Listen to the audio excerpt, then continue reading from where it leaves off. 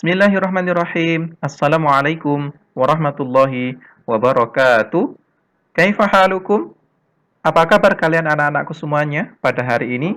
Semoga kalian dalam kondisi yang sehat, dalam kondisi yang baik, tetap dalam lindungan Allah Subhanahu wa taala. Baik anak-anakku semuanya, mari kita mulai kegiatan pada hari ini, pembelajaran pada hari ini dengan sama-sama mengucapkan rasa syukur dan berterima kasih kepada Allah atas waktu yang telah diberikan kepada kita pada hari ini. Baik, kita mulai kegiatan hari ini dengan membaca basmalah bersama-sama. Bismillah. Semoga kegiatan yang kita lakukan pada hari ini senantiasa diberkahi oleh Allah Subhanahu wa taala. Baik, anak-anakku semuanya, silahkan kalian mempersiapkan peralatan tulis, catat materi yang penting yang ada di dalam video ini. Baik, anak-anakku semuanya, hari ini kita akan membahas tentang soal penilaian akhir halaman 77-78 dari subtema 2. Kita mulai dari nomor 1. Makna isi kandungan sila kedua Pancasila adalah, jawabannya 1. Mengakui persamaan derajat, persamaan hak, dan persamaan kewajiban antara sesama manusia. Yang kedua, mengembangkan sikap tenggang rasa. Yang ketiga, gemar melakukan kegiatan kemanusiaan. Yang keempat, tidak semena-mena terhadap orang lain. Yang kelima, berani membela kebenaran dan keadilan. Yang keenam, menjunjung tinggi nilai kemanusiaan. Soal nomor 2. Simbol sila kedua adalah, simbolnya adalah D, rantai emas. Pembahasannya, A, kepala banteng, sila keempat. B, kapas, sila kelima. Dan C, pohon beringin, sila ketiga. Soal nomor 3. Makna simbol sila kedua Pancasila adalah, jawabannya, rantai emas. Makna simbolnya adalah rantai yang saling berkait, melambangkan bahwa setiap rakyat, baik perempuan maupun laki-laki, harus bersatu padu agar kuat, seperti rantai. Soal nomor 4. Perilaku berikut ini mencerminkan sila kedua Pancasila adalah, jawabannya B, membantu korban bencana alam. Pembahasannya, A mencerminkan sila pertama, yang C mencerminkan sila keempat, dan D mencerminkan sila ketiga. Soal nomor 5. Pekerjaan yang menghasilkan jasa antara lain, jawabannya dokter, kemudian guru, kemudian polisi, dan yang terakhir adalah kuli bangunan. Soal nomor 6. Tujuan melakukan kegiatan ekonomi adalah, jawabannya untuk memenuhi kebutuhan hidup kita. Soal nomor 7. Tuliskan 3 jenis kegiatan ekonomi.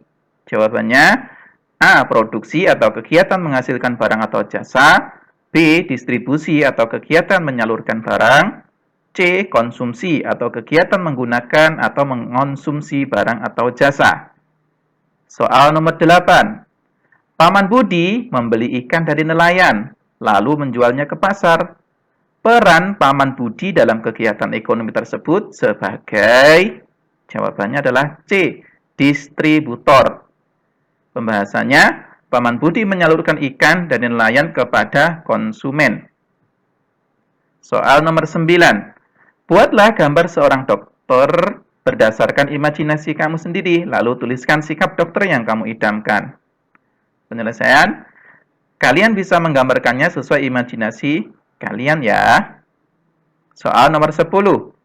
Apresiasi seni adalah, jawabannya, penilaian yang kamu berikan terhadap suatu karya seni. Pembahasannya, memberikan pujian atau kritikan terhadap sebuah karya seni.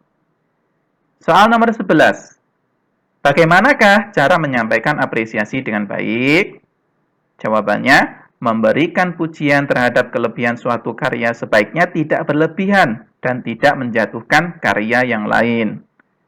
Menyampaikan kritik terhadap kekurangan suatu karya sebaiknya bersifat membangun dan tidak menjatuhkan karya tersebut, serta menggunakan bahasa yang santun dan disertai solusi atau saran agar karya tersebut bisa lebih baik. Soal nomor 12. Berikut ini aspek penilaian dalam mengapresiasi gambar seseorang secara objektif, kecuali jawabannya adalah C, sesuai dengan kondisi dan keinginan hati kita. Pembahasannya, karena mengapresiasi dengan keinginan hati kita berarti tidak mengapresiasi secara objektif, melainkan secara subjektif. 13. Salah satu cara melestarikan sumber daya alam adalah, jawabannya C, membatasi penggunaan kertas. Pembahasannya, dengan membatasi penggunaan kertas, maka kita bisa mengurangi penebangan pohon sebagai bahan utama pembuatan kertas. Soal nomor 14. Berikan 3 contoh pemanfaatan teknologi yang ramah lingkungan. Jawabannya adalah A. Nelayan dapat menggunakan bahan bakar organik untuk menjalankan mesin motornya. B. Nelayan dapat menggunakan trammel net untuk menangkap ikan. C. Menggunakan lampu dengan panel surya untuk lampu-lampu di sepanjang jalan raya. Soal nomor 15. Pernyataan berikut benar, kecuali jawabannya C. Kertas yang kita gunakan adalah hasil pertambangan. Pembahasannya, bahan pembuat kertas adalah kulit pohon. Maka kertas yang kita gunakan bukanlah hasil dari pertambangan. Soal nomor 14. Nomor 16. Kebiasaan apa saja yang harus diterapkan agar kelestarian sumber daya alam tetap terjaga? Jawabannya, kebiasaan untuk menjaga kelestarian sumber daya alam. Yang pertama, mengurangi penggunaan sumber daya alam yang tidak bisa diperbarui. Yang kedua, mengganti dengan sumber daya alam yang dapat diperbaharui. Yang ketiga, menjaga kelestarian lingkungan sekitar. Soal nomor 17. Tokoh yang banyak dibicarakan dan menjadi tokoh sentral dalam suatu cerita disebut, jawabannya, tokoh utama. Soal nomor 18. Tokoh pendukung adalah, jawabannya, tokoh yang dihadirkan dalam alur atau kejadian untuk menguatkan isi cerita. Soal nomor 19. Pesan moral adalah, penyelesaiannya, hikmah yang bisa kita ambil dari suatu cerita. Soal terakhir. Hal apa saja yang perlu diperhatikan dalam menilai suatu cerita? Jawabannya, penilaian seseorang terhadap suatu cerita seharusnya mengacu pada bagaimana karakter tokoh, alur cerita, dan makna dari cerita tersebut. Alhamdulillah, materi pembahasan soal subtema 2 sudah selesai.